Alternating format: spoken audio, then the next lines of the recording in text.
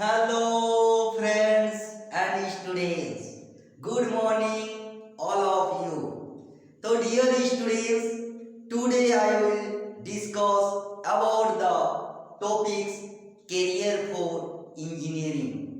तो dear students, academic classes के साथ डिफरेंट टाइप स्टूडेंट का डिफरेंट टाइप का गोल होता है, इसलिए मैं आप लोगों के लिए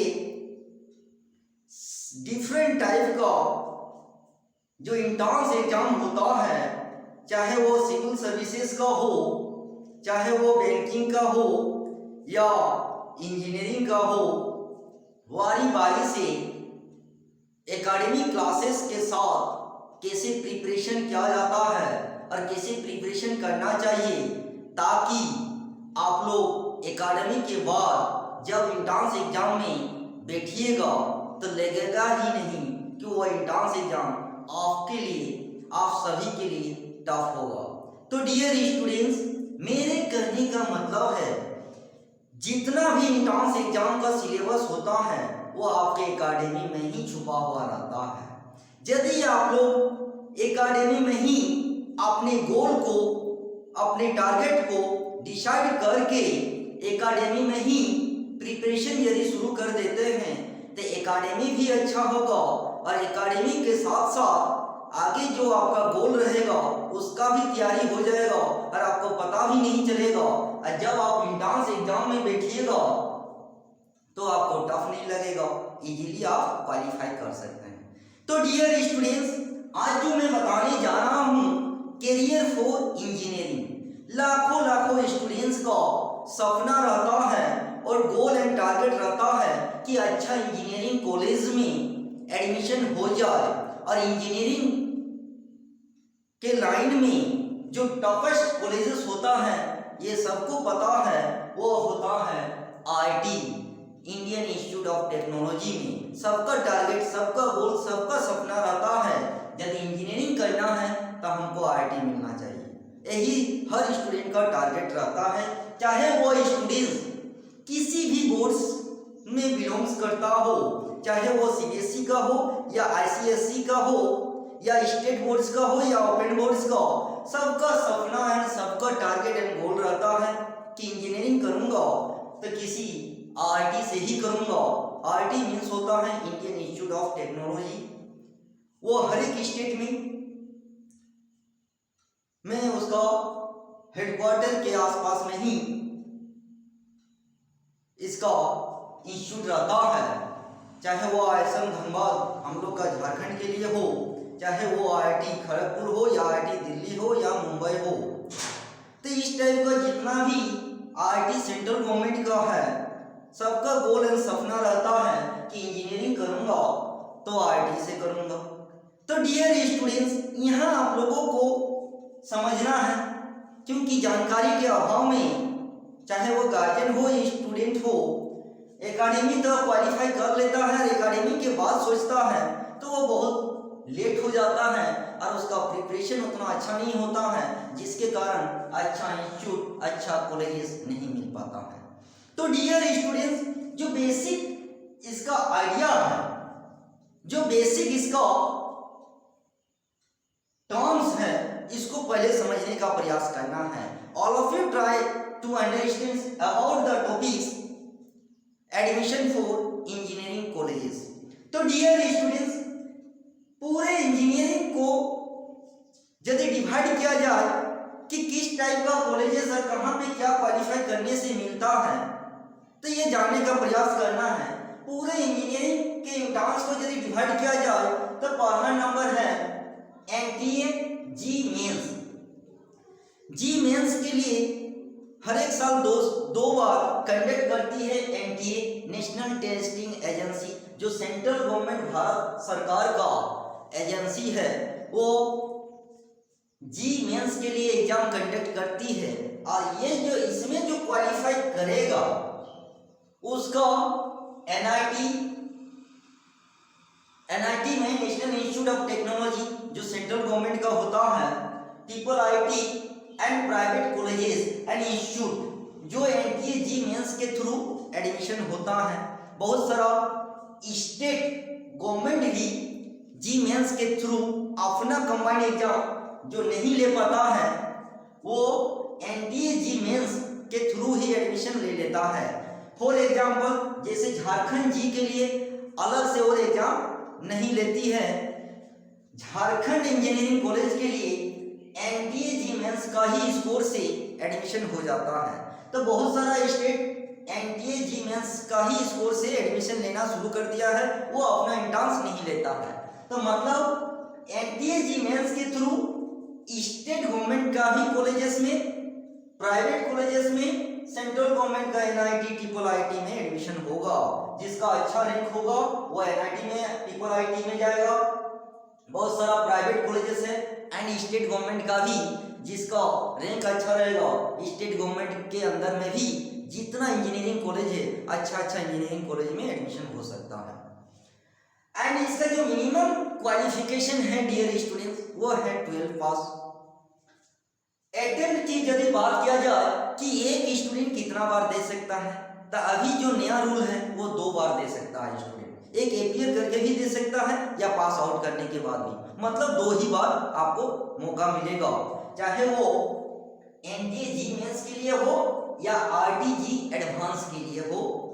तो डियर स्टूडेंट्स यहाँ समझना है, सबसे पहले आपको एनडीए जी मेंस यहाँ क्वालिफाई करने के बाद इधर यहाँ से एनआईटी के थ्रू इतना एडमिशन होगा, उसके बाद जिसको आरटीजी में जाना है एडवांस में, तो आरटी कॉलेजेस के लिए वो अलग से डिफरेंट जितना भी आरटी कॉलेजेस है वो बारी बारी से अपना जी एडवांस का एग्जाम कंडक्ट करती है। तो जी एडवांस में वो ही जाता है जो एनडीए जी मेंस का इसमें जितना सीट रहता है उतना रैंक, जैसे मान लीजिए अभी यदि वर्तमान की बात किया जाए प्रेजेंट में तो वो 15,000 के आसपास सीट रहता है। तो यहाँ से उतना ही जो एनडीए जी मेंस क्वालिफाई करेगा उतना ही जितना आरटी का सीट रहता है उन लोग क्वालिफाई करेगा, वो जी एडवांस के लिए एंट्रेंस में बैठ सकता है, उसको मौका दिया जाता है। कि कौन जी एडवांस दे सकता है? जो एनडीए जी मेंस में जितना उसमें सीट है उतना रैंक का स्टूडेंट, चाहे वो जनरल का हो, ओबीसी का हो या एससी एसटी का हो, उतना स्टूडेंट को आरटीजी एडवांस के लिए क्वालिफाई माना जाता है कि वो आरटीजी एडवांस के लिए एलिजिबल है, वो बैठ सकता है। और बारी बारी से जितना भी Indian institute of technology RT का कॉलेजेस है बारी बारी से प्रत्येक साल जी एडवांस का एग्जाम कंडक्ट करती है। तो यहाँ क्वालिफाई करने के बाद इसमें बैठेगा, इसमें भी आपका 2 ही अटेम्प्ट चांस मिलेगा, 2 ही बार दे सकते हैं। और इसका भी मिनिमम क्वालिफिकेशन है 12 पास। तो डियर स्टूडेंट जो जी एडवांस में पास करेगा वही स्टूडेंट सेंट्रल गवर्नमेंट का जितना भी आरटी इंस्टीट्यूट है, आरटी कॉलेजेस है, चाहे वो आरटी दिल्ली हो या मुंबई हो या आरटी कानपुर हो या खड़गपुर या आरटी आईएसएम धनबाद हो, तो डियर स्टूडेंट जितना भी सेंट्रल गवर्नमेंट का आरटी इंस्टीट्यूट एंड कॉलेजेस है वही स्टूडेंट का एडमिशन होगा जो जी एडवांस क्वालिफाई करेगा। तो यहाँ पे समझना है डियर स्टूडेंट्स कि जो जी मेंस में अच्छा रैंक लाएगा और जितना इसमें सीट है उतना ही रैंक का स्टूडेंट को जी एडवांस के लिए भेजा जाता है। तो डियर स्टूडेंट आपका रैंक एमटीए जी मेंस में अच्छा होना चाहिए, तभी आप जी एडवांस में बैठ सकते हैं। ये हो गया। यदि इसका परसेंटेज का बात किया जाए 12 का, तो ये हर एक साल ये सेंट्रल गवर्नमेंट है, स्टेट गवर्नमेंट निर्णय लेती है, उसका अपना पॉलिसी होता है कि आरटीजी एडवांस के लिए 12 में कितना परसेंटेज होना चाहिए, वो हर एक साल चेंज होते रहता है। तो यहाँ पे मिनिमम यदि बात किया जाए जी मेंस के लिए, कभी 60% रखता है, कभी 65, कभी 70-75%। तो ये परसेंटेज ये हर एक साल वो सेंट्रल गवर्नमेंट निर्णय लेती है और स्टेट गवर्नमेंट। तो स्टेट गवर्नमेंट का यदि बात किया जाए डियर स्टूडेंट्स, तो स्टेट गवर्नमेंट में 12 का परसेंटेज उतना जरूरत नहीं पड़ता है। 50% जनरल के लिए, 50% आपका जनरल ओबीसी के लिए रहता है और 45 या 35 एससी एसटी एंड पीडब्ल्यूडी के लिए रखता है। तो स्टेट गवर्नमेंट का तो परसेंटेज उतना की जरूरत नहीं पड़ता है कि 12 में कि 70 या 75 चाहिए, लेकिन यहाँ यदि आपका आईटी जी मेंस एडवांस में आईटी कॉलेजेस में जाना है तो 12 में मिनिमम 75% स्कोर करके रख लीजिए ताकि सिक्योर रहेगा, यहाँ आपका कहीं दिक्कत नहीं होगा, क्योंकि सेंट्रल गवर्नमेंट हर एक साल कुछ ना कुछ परसेंटेज में चेंज करती है। ये हो गया। उसके बाद आइए स्टेट कंबाइंड। स्टेट कंबाइंड भी प्रत्येक स्टेट का गवर्नमेंट अलग अलग अपना कंबाइंड एग्जाम कंडक्ट करती है, चाहे वो WPG हो, वेस्ट बंगाल जी या उड़ीसा जी हो या झारखंड जी। झारखंड जी का वो एनटीए मेंस के थ्रू ही, जी मेंस के थ्रू ही एडमिशन ले लेती है, लेकिन वेस्ट बंगाल जी एनटीए मेंस को नहीं, वो अपना कंबाइंड लेती है, उड़ीसा भी अपना कंबाइंड लेती है। तो डियर स्टूडेंट्स, हर एक स्टूडेंट्स, मैक्सिमम स्टूडेंट का सपना और टारगेट रहता है कि इंजीनियरिंग करूंगा तो हम आईटी से ही करूंगा। तो आईटी में जाने के लिए आपका प्रिपरेशन भी एकेडमी के साथ ही शुरू कर देना चाहिए, जिसको आईटी सेंट्रल गवर्नमेंट के इंस्टीट्यूट में यदि पढ़ना है तो, और आईटी से यदि इंजीनियरिंग करना है तो अब इसका तैयारी कैसे करना है। अब सवाल होता है कि how to preparation of engineering entrance exam with academic classes. तो डियर स्टूडेंट्स, आपको एकेडमी में फोर्स नहीं लगाना है कि हमको इंजीनियरिंग एंट्रेंस का तैयारी करना है, आपको फोर्स लगाना है कि आपका एकेडमी में जो चीज पढ़ना है उसी को फोकस करना है, और उसी के अंदर ही सारा इंजीनियरिंग एंट्रेंस एग्जाम का भी तैयारी साथ में हो जाएगा। अब कैसे? सबसे पहले जो सब्जेक्ट्स की यदि बात किया जाए डियर स्टूडेंट्स, तो इसमें पीसीएम आता है, फिजिक्स, मैथ्स एंड केमिस्ट्री। तो number 1 maths, number 2 physics, number 3 chemistry, जो 11 एंड 12 का सिलेबस रहता है। तो डियर स्टूडेंट्स, जो सीबीएसई का स्टूडेंट्स है वो सीबीएसई का पहले सिलेबस निकाल लीजिए 11 एंड 12 का, मैथ्स के लिए, फिजिक्स का भी 11 12 का सिलेबस एंड केमिस्ट्री का भी 11 12 का सिलेबस। ये हो गया सीबीएसई का सिलेबस, पहले एक डिस्ट्रिक्ट फाइल में लगाइए। उसके बाद एनटीए जी मेंस, यहां का भी सिलेबस निकालिए। एनटीए जी मेंस का जो सिलेबस है, जो आपका फिजिक्स, मैथ्स एंड केमिस्ट्री का, उसके बाद आईटी एडवांस का भी सारा सिलेबस निकाल के एक ही स्टिक फाइल में या अलग अलग स्टिक फाइल में उसको टेक करके रख लीजिए।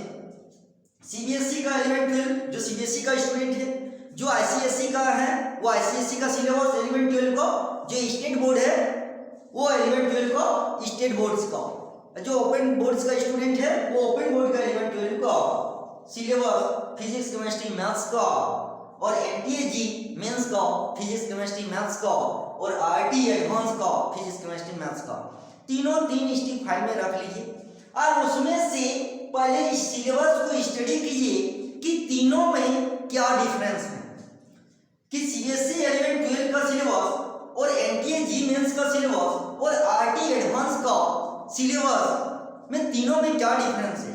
तो डियर स्टूडेंट्स, यदि सिलेबस को देखिएगा तो ज्यादा डिफरेंस नहीं है, वही चीज है 100%।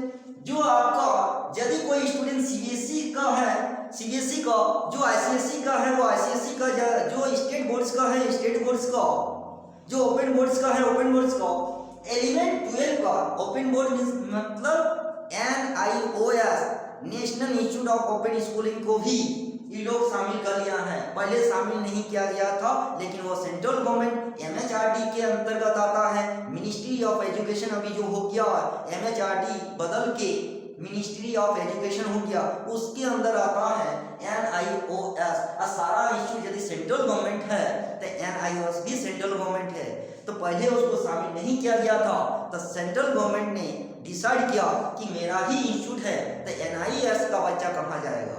तो फिर बाद में NIOS से भी जो 11 12 करेगा, 12 पास करेगा, 10 पास, तो सभी सेंट्रल गवर्नमेंट के, चाहे वो नौकरी के लिए हो, चाहे वो एडमिशन किसी इंस्टीट्यूट में एडमिशन के लिए हो, NIOS को भी शामिल कर चाहे वो मेडिकल के लिए हो या एडमिशन फॉर इंजीनियरिंग के लिए हो, उसको भी शामिल कर लिया है। जो NIOS national institute of open schooling से भी जो 10 पास करेगा या 12 पास करेगा, वो भी सेंट्रल गवर्नमेंट हो या स्टेट गवर्नमेंट, वो भी इंजीनियरिंग एंड मेडिकल में बैठ सकता है। क्वालिफाई करेगा तो एडमिशन भी ले सकता है, नौकरी भी होगा तो नौकरी भी कर सकता है। तो डियर स्टूडेंट, वो तो हो गया NIOS का। तो सबसे पहले तीनों का सिलेबस 3 फाइल में टेक कर लीजिए। और यदि सिलेबस को स्टडी किया जाए डियर स्टूडेंट्स, तो ज्यादा डिफरेंस नहीं है, चाहे वो स्टेट बोर्ड्स का हो या CBSE का हो या ICSE। तो NTA मेंस का, RTG एडवांस का और स्टेट कंबाइंड का, तीनों का सिलेबस वही 11-12 का ही फिजिक्स केमिस्ट्री मैथ्स रहता है। तो मेरे कहने का मतलब है डियर स्टूडेंट्स, जिस दिन आपका पहला डे क्लासेस शुरू होता है, जो स्कूल रेगुलर करता है रेगुलर स्टूडेंट्स, जो कोचिंग करता है कोचिंग का स्टूडेंट्स, जो ट्यूशन पढ़ता है ट्यूशन का स्टूडेंट्स, पहला दिन से जो आपका क्लासेस शुरू होता है, उसी समय आपका तैयारी NTA mains, RTG advance and state combined का भी शुरू हो जाता है। यहाँ पे समझने की बात है डियर स्टूडेंट्स कि आपका तो एकेडमी का ही पढ़ाई शुरू हो जाता है, लेकिन एकेडमी के अंदर ही सारा सिलेबस NTA मेंस और RT advance and state combined का भी उसको ही सब रहता है। आपको क्या ध्यान रखना है, तीनों का सिलेबस 3 स्टिक फाइल में टेक करके रख लीजिए और तीनों का सिलेबस पहले देख लीजिए। जो जो तीनों में काम आएगा उसको पहले टिक लगा लीजिए कि आपका एकेडमी में भी काम आएगा, तो आपका एकेडमी ही पढ़ना है, अच्छा से पढ़ना है वही चीज, ताकि वो NTA मेंस में भी काम आएगा, RT एडवांस में भी काम आएगा और स्टेट कंबाइंड में भी काम आएगा। मेरे कहने का मतलब है आपको फोर्स नहीं लगाना है कि हम जी मेंस के लिए कैसे तैयारी करेंगे, कि जी एडवांस के लिए या स्टेट कंबाइंड के लिए। आपका जो पहला क्लासेस शुरू होगा, चाहे वो मैथ्स का हो या फिजिक्स का हो या केमिस्ट्री, पहले टिक लगा के रख लीजिए कि तीनों का कॉमन जो सिलेबस है, जो टॉपिक्स है, जो चैप्टर है, आप उस एकेडमी में ही 100% नॉलेज पॉइंट ऑफ व्यू से आपको स्टडी करना है। इससे क्या फायदा होगा, आपका एकेडमी भी अच्छा होगा, आगे जाके NTA mains, RTG advance and state combined का भी आपका एकेडमी के साथ ही तैयारी शुरू हो जाएगा।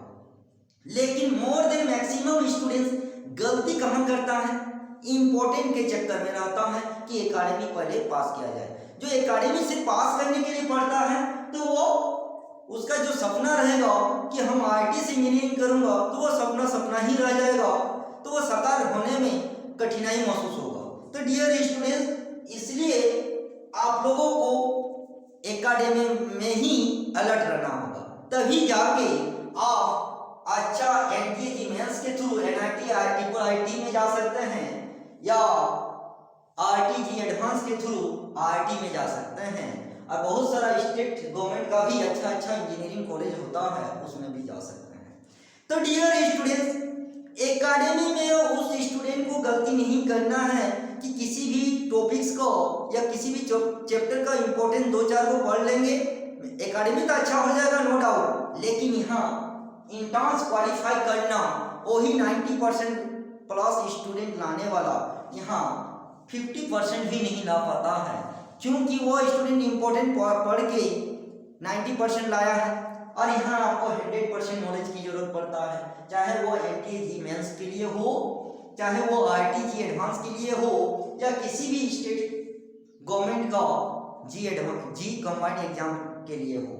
तो डियर स्टूडेंट्स, मेरे कहने का मतलब है और मेरा इशारा भी है, जिस दिन आपका पहला क्लासेस शुरू होता है, चाहे स्कूल में जो रेगुलर क्लासेस रहता है उसके लिए, जो ट्यूशन करता है उसके लिए, जो कोचिंग करता है उसके लिए भी, उसी समय आपका एकेडमी का तैयारी ही आपका NTA मेंस और RT एडवांस का भी शुरू हो जाता है। आपको अलर्ट रहना है कि तीनों का सिलेबस 3 स्टिक फाइल में टैग लगा के रखिए, तीनों का पहले सिलेबस देख के अपना ही मैथ्स बुक जो है उसको तीनों लिख दीजिए।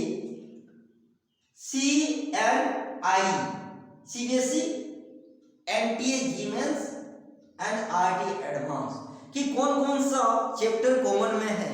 तो देखिएगा डियर स्टूडेंट्स, तीनों का जो सिलेबस है वही 11 एंड 12 मिला के रहता है, चाहे वो मैथ्स के लिए हो या फिजिक्स के लिए हो या केमिस्ट्री के लिए हो, वही 11 एंड 12 का ही जो मैथ्स है मैथ्स के लिए, फिजिक्स है फिजिक्स के लिए, केमिस्ट्री है तो केमिस्ट्री के लिए। यहाँ से उधर 9 10 का तो सिलेबस से कोई मतलब ही नहीं रहता है, यहाँ ओनली आपको 11 12 का ही सारा सिलेबस रहता है। किसी में कम पढ़ना है, किसी में अधिक पढ़ना है। तो डियर स्टूडेंट, इसका रेशियो निकाला गया है कि 11th में थोड़ा सा कम रहता है, 12 का ज़्यादा रहता है। तो लेकिन आप लोग यदि सिलेबस को पहले ही देख के अपना एकेडमी का प्रिपरेशन यदि करते हैं तो एकेडमी के साथ साथ ही आपका 100% NTA मेंस, RT एडवांस और स्टेट कंबाइंड का तैयारी हो जाता है। तो डियर स्टूडेंट्स, आप लोगों को और आपके गार्जियन को पहले से ही अलर्ट रहना होगा और जानकारी रखना होगा कि how to preparation for different type engineering entrance exam. तो इसीलिए स्टूडेंट्स, मैंने एकेडमी के साथ साथ जिसका जो गोल है वो एकेडमी के साथ प्रिपरेशन कर सकता है, इसीलिए मैंने शुरुआत किया हूँ छोटा सा कि डिफरेंट टाइप का जितना भी अच्छा एंट्रेंस एग्जाम है एकेडमी के साथ साथ मैं बताने का प्रयास करूंगा। तो डियर स्टूडेंट, आई होप आज का क्लासेस और मेरा इशारा समझ में आ गया होगा कि how to preparation of different type engineering entrance exam with academic classes. तो डियर स्टूडेंट्स,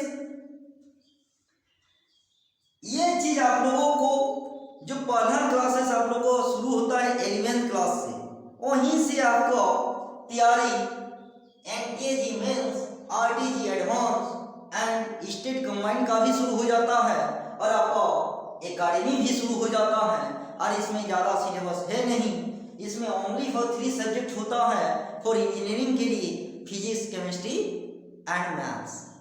तो dear students, same to same medical के बारे में भी अलग से मैं बताऊंगा।